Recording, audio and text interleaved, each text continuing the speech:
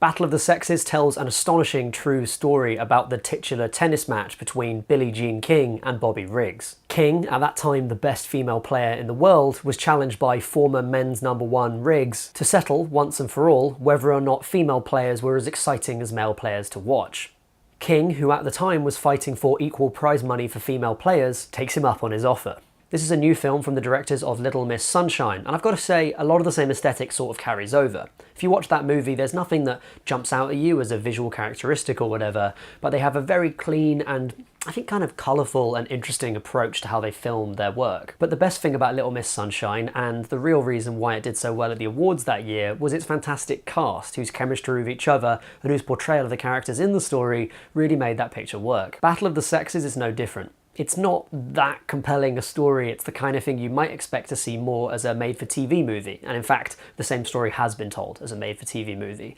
And yet the two central performances from Emma Stone and from Steve Carell really help raise the game of the movie a little bit. Stone is captivating as King, convincingly portraying her as an incredibly driven professional at the top of her game, as well as an intensely political person who experiences some real emotional turmoil over the course of the film, as behind the scenes, away from the spotlight, she starts to fall in love with a woman. But that's not to undersell Carell. I think he does a really good job here of portraying someone who is a complex figure, really, and one that I think would be quite easy to caricature. After all, he's essentially the villain of the piece. He's an inherently grating guy, he's the male chauvinist pig, that's really what he called himself in press conferences, behind the whole idea, and it's very clear that he's just trying to make a quick buck, whereas King is really politically driven to win the match. And that's where the screenwriter and the directors make their most important decision, which is to prioritise telling the stories of what happened away from the match over telling the match itself. Don't get me wrong, the match is covered in it and it's really interesting in terms of how they approach it. But sometimes there's an issue of sports-focused biopics where people who know nothing about the subject matter, like me for instance, can be turned off by the constant sports chat in it. What they understand here is that the most interesting thing about the film isn't the tennis itself, although that is interesting and it's in there. It's the personalities and the motivations behind this historic match. And one of the more interesting things about the way the film is structured is that you actually see very little tennis until the final match.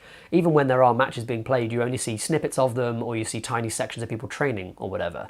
And that really makes that final match feel like a full event. It gives it that full tension. The film doesn't really do anything massive beyond just portraying that story. But it's missing a spark of invention and can occasionally just feel like a made-for-TV movie with a higher budget and better actors. It's a good film, it's just not a 14 quid sit down in the cinema kind of film. And that's okay. Enjoy it when it comes out on streaming services and TV, and you won't be disappointed. That said, this is the cozy sort of period biopic that does really well at the Academy, so don't be surprised if there's an acting nomination for either Steve Carell or Emma Stone off the back of this movie. So that's it from me. Do let me know in the comments down below what you thought of the movie. I'd love to have a chat with you about it. Have a good one, and I'll see you next time.